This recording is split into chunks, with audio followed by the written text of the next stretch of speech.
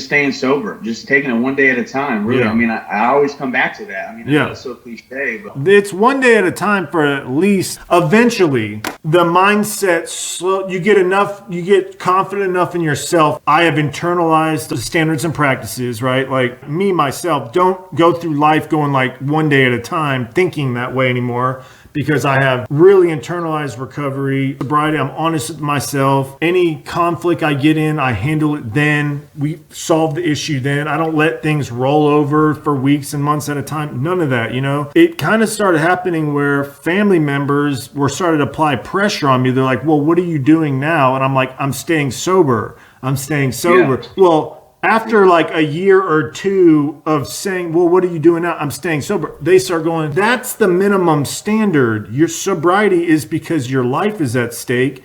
You are sober now forever. What else are you doing? I need to start planning for my reintegration back into society as a healthy, functional, productive member of society who can stand on their own, protect their energy, form deep, meaningful connections with people, like trust myself and others.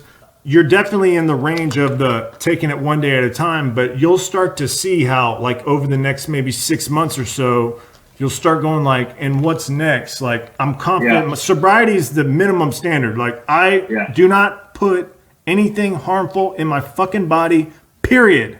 Like my body's my temple, man. And that's how it is, period, no matter what. Then what? And that's a good point that I like to talk about a lot. I keep it 100 now. I keep it real. I keep it honest. So I could sit here all day and meditate and pray and do the work. There's always in the back of my mind going to be that thought of, I'm fucking 37 years old and I work at Taco Bell.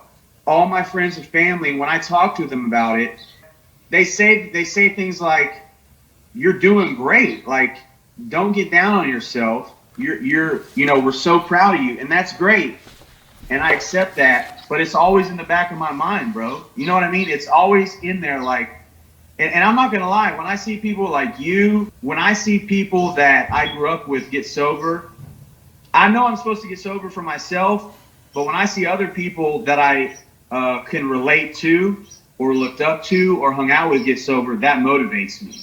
Like I said, I'm only human. That's how my brain works. I struggle a lot with, I'm fucking old, I feel old, and I work at Taco Bell, But I'm slowly getting to the point of where it doesn't bother me. At first, you know what I used to say all the time, Kyle? I used to be like, when you would say, if you ask me, where do you work? I would say, I'm embarrassed to say, but I work at Taco Bell. Now I don't say that. Now, I don't know if you know this, but I'm staying with family right now. I'm living with my mom. After I was managing that sober home for 4 years, we had a plan together. I thought I was going to be part of the group that launched and scaled that organization nationwide and become a staff member and sit on the board of directors and all this shit, right? Even when I was sober, doing everything right, I've been laid off from 4 fucking jobs. There's still life on life's terms. And I had to learn how to cope. Just because I'm doing everything right doesn't mean that my plans manifest the way I think. So long story short, I moved back home with family. And guess what? As I was trying to build a program that shows people how to make the functional transition out to self-sufficiency and independence, I was moving back home and had to cope with, how am I going to teach this when I can't even do it myself? The same shit, man. The same kind of self-talk. I can recontextualize things. I can take a step back and be like, this is just part of, like, as if I'm not God, God's God. So I think God knows more than me. But now you're getting clear-headed and you're forming a comparison between where you're at and your peers. You're just comparing yourself to others in their life. But yeah, basically, yeah. Yeah, that's it. 9 years clean, has a construction business and built the whole thing. 9 years clean, paid off all my debt, perfect health. You know what I'm saying? So, and you got your whole life in front of you.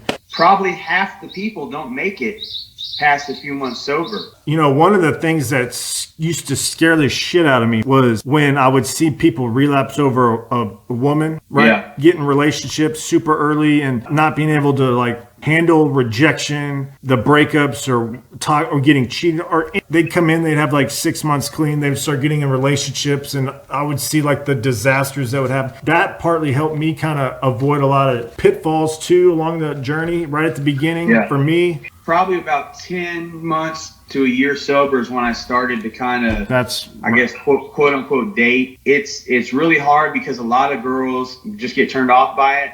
And at this point, I'm okay with that. If they don't, if they don't like my situation or they're turned off by it. But I think that's just going to happen when it happens, Let's say I'm a girl and I might not want to connect with you right now. I could potentially harm your recovery if you get twisted over me, and I'm not. For a long time, I had even trouble connecting with anybody. When I was the manager of the sober home, I thought that would be like, hey, he's a manager of a sober home. He's helping other people and getting it was like a 10-foot pole, man. The way he describes it is just like that in the meetings. He'll be like, look, y'all want to talk about women? Let's talk about it. Let's think about it. What do you have to offer? You're 3 months sober. You live in a men's recovery house in a room with 3 other dudes. You're on probation. You don't have a car. What do you have to offer a girl? He's like, I'm just keeping it real with you. I'm not trying to bring you down. I'm trying to put it in perspective. So, yeah, that's interesting you put it that way, because that's exactly how he puts it. And it's true. You know what I mean? That was great how you said that. It's facts, dude. It's facts. Yeah. And it takes a while to kind of resonate sometimes. But when that really hit, when that rang the bell in my head, I was like, damn. He said, for 90 days, you can't talk to any of your family. And people will be like, well, I'm married. He's like, I'm sorry. For 90 days, even if you're married, you can't talk to your wife, your kids, nobody. And people are like, well, I don't know, that's bullshit, this and that. And again, he goes, let's put this into perspective, okay? Say I'm married and have 2 kids. You're 37 years old, you have 2 kids, and you're in a recovery house. You've been terrorizing your family and friends for 37 years. I'm pretty sure if they know you're safe, they can go for 90 days without hearing from you. Yeah. Like, wow. Yeah, and just like when I would be in jail, my mom would tell me that was the best she'd sleep all fucking month, is when she knows her son is locked up, because he ain't going anywhere. He ain't going to overdose. He's not making trouble. I don't have to worry about a phone call in the middle of the night. I know he's locked up.